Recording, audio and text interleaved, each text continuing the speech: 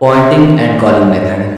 ये वही मेथड है जिसने आज जापानी रेलवे सिस्टम को वर्ल्ड का बेस्ट रेलवे सिस्टम बना दिया।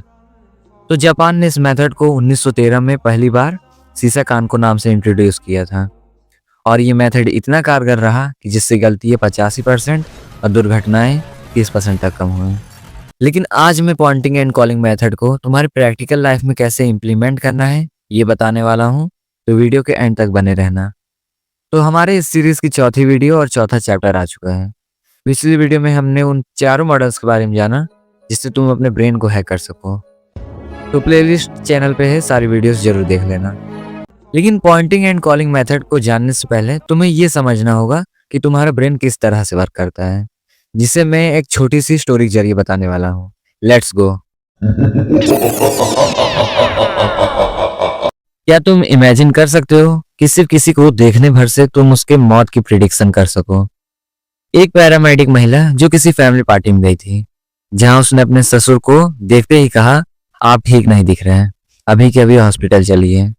वैसे उसके ससुर काफी अच्छा फील कर रहे थे, तो उन्होंने भी मजाक में कहा कि तुम भी मुझे अच्छी नहीं लग रही। बट कुछ घंटों बाद पता चला कि उनकी हार्ट की मुख्य धमनी में बड़ा ब्लॉकेज था।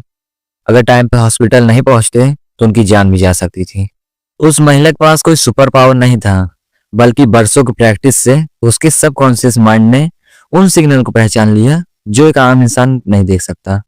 तो होता ये है कि जब भी हार्ट आर्टरी में ब्लॉकेज आता है तो बॉडी सिर्फ बहुत इंपॉर्टेंट अंगों तक ही ब्लड फ्लो कराता है।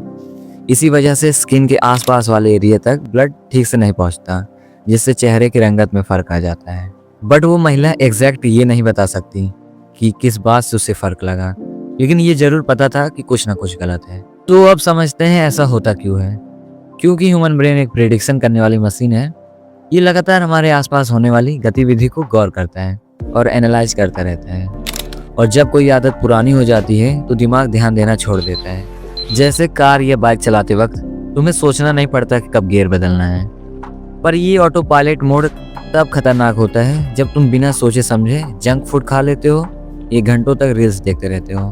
कार्ल जंग ने एक बार कहा था, जब तक आप अनकॉन्शियस को कॉन्शियस नहीं बनाते वो आपकी जिंदगी चलाएगा और आप उसे किस्मत का नाम दोगे। तो जैसा कि शुरुआत में बताया गया था, जापान के रेलवे सिस्टम दुनिया में सबसे बेस्ट इसलिए है क्योंकि वहाँ एक टेक्निक यूज होती है, पॉइंटिंग एंड कॉलिंग। जब भी सिग्नल बदलता है ऑपरेटर उसे पॉइंट करता है और जोर से बोलता है, सिग्नल इज ग्रीन। ये सुनने में बेवकूफ़ी लगती है, लेकिन इसी बेवकूफ़ी ने गलतियों को 85% तक कम की है। तो इस मेथड को तुम कैसे यूज करोगे? ध्यान से सुनना। अगर तुम जंक फूड खाने वाले हो तो जोर से कहना, मैं ये खाने वाला हूँ, इससे मेरा वजन बढ़ेगा और मेरी सेहत खराब होगी। जब तुम अपने एक्शन को वर्ड में बदलते हो तो वो तुम्हारे कॉन्शियस दिमाग में रियल बन जाते हैं। तुम इस मेथड को कहीं भी यूज कर सकते हो। जैसे अगर तुम 10 से ज़्यादा रील एक बार में देख लो तो जोर से कहना, मैं अब ओवर जा रहा हूँ, इससे मेरा ब्रेन वॉश हो जाएगा और डेटा भी खत्म होगा। तो इतना हम समझ चुके हैं कि कोई हैबिट जितनी ज़्यादा ऑटोमेटिक बन जाती है हम उसके बारे में उतना ही कम सोचते हैं। जैसे किसी काम को तुम 1000 बार कर चुके हो तो तुम उस चीज़ को इग्नोर करना शुरू कर दोगे। सेल्फ अवेयरनेस की कमी ही हमारा अनसक्सेसफुल होने का सबसे बड़ा रीजन है। तो इसका सोल्यूशन क्या है, आगे सुनो। अब आते हैं चैप्टर के सबसे इम्पोर्टेंट पार्ट पर, द हैबिट स्कोर कार्ड। एक पेपर लो और सुबह उठने से लेकर रात को सोने तक की हर आदत की लिस्ट बनाओ। यहाँ इस इमेज में एक सैंपल दिख रहा होगा, जैसे उठना, फोन देखना, ब्रश करना, चाय बनाना, एक्सेट्रा। तो लिस्ट बनाने के बाद हर आदत के आगे एक सिंबल लगाओ। अगर वो अच्छी आदत है जो तुम्हें तुम्हारे गोल्स की तरफ ले जाती है तो उसके आगे एक प्लस का साइन लगाना, और अगर वो बुरी आदत है तो माइनस का, एंड वो न्यूट्रल है तो इक्वल का साइन लगाना। जैसा इमेज में दिखाया गया है वैसे ही करना। याद रखो, शुरुआत में तुम्हें कुछ बदलना नहीं है, सिर्फ ऑब्जर्व करना है।